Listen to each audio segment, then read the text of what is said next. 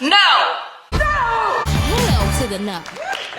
I have to admit that the biggest influence to me purchasing this doll was the clip of Gal Gadot screaming no.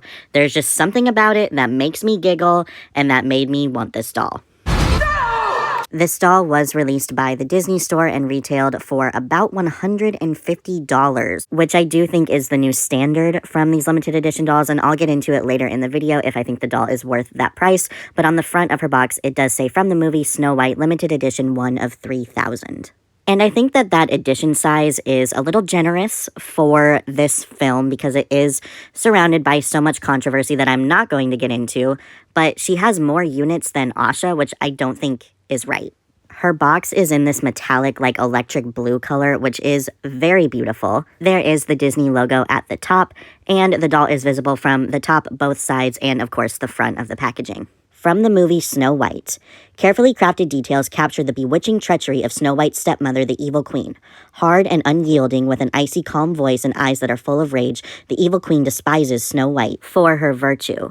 She devises a wicked scheme involving a poisoned apple, but her spiteful nature is no match for Snow White's pure heart. Designed by Disney artists, this limited edition doll is sure to leave fans spellbound. And of course, a certificate of authenticity and a display stand are included, and like all of the limited edition doll boxes, there is a blue ribbon holding it together. The top of the doll's box does have the Snow White logo on it as well. And because I love to unbox expensive things, here is the doll almost all the way unboxed. The plastic that is covering her does have this really pretty electric blue kind of forest going on. And of course, in case I forgot, from the movie Snow White. Here she is without the plastic dust cover, and I think this doll is very striking in person. On camera and in photos, I think that the doll definitely looks a little bland and kind of boring, but in person, she has more of a striking effect, and she actually is pretty beautiful. The sequins are showing up a lot lighter on camera than they are in person. In person, this is a stark black look. Obviously, she is not the best limited edition live-action Disney doll that has ever been made, but she is still pretty beautiful, and I'm pretty happy that I decided to get her. I realized that in my limited edition Disney doll collection, the only live-action dolls that I had were princesses and Cruella.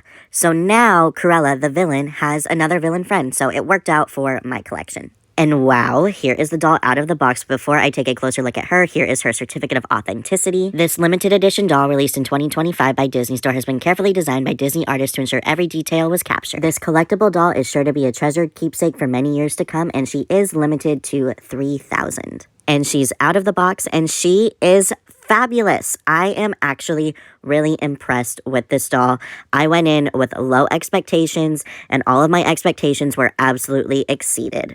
I think the doll definitely resembles the actress in a cartoonish way, which fits in with most of the other live-action dolls, and she does have rooted eyelashes and some purple and silver eyeshadow. The doll does also have hair, but I will show that later on, and the one thing that I am truly disappointed about is this crown. I think it is very pretty with this stained glass effect and all of these different colors, but it's plastic.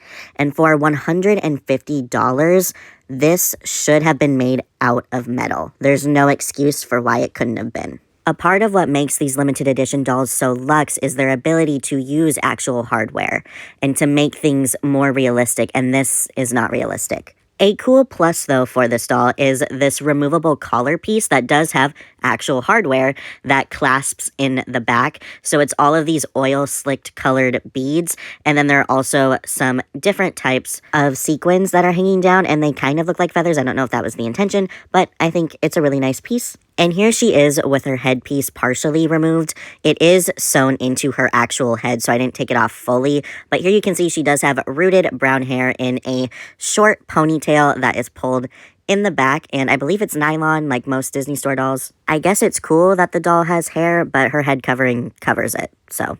Something I love about the doll is her bling. So she does have that removable collar, like I said, and she does have matching bracelets. So on one wrist, she has more of those oil slick beads, in addition to 2 rings. One is blue and one is red, and they are sculpted together, but I think they're supposed to technically be 2 separate rings. And on the other hand and wrist, she has another bracelet and a gold and kind of like a cyan blue ring. So, the doll's outfit is very nice. I do really love the silhouette. It's very dark and very sparkly and very kind of evil queeny in person. I think that effect is somewhat lost on camera, but in person, trust, it looks like it should. There are some quality control issues with mine personally, though, and again, $150 doll, there shouldn't be problems like this. But here is a full look from the back where it is 100% black sequins. The silhouette of this gown is very beautiful, and I'm glad that Disney Store decided to choose this outfit for the limited edition doll because I think it does add a refreshing look to the character of the Evil Queen herself,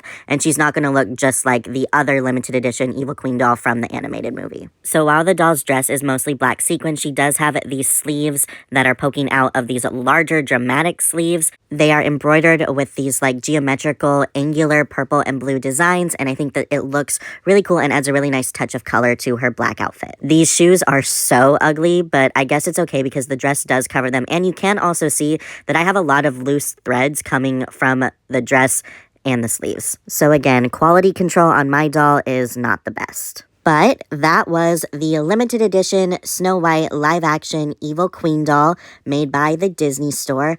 I was pleasantly surprised getting this doll. I mainly bought her for a meme, and I ended up actually really liking the doll, and I am pretty happy to have her in my live-action limited edition doll collection. I am even more excited, though, for the limited edition Snow White doll herself. But anyway, thank you so much for watching. I really appreciate it, and I hope you're having the best day. Don't forget to drink your water, mind your business, and remember that you are a goddamn superstar. I love you so much. Peace.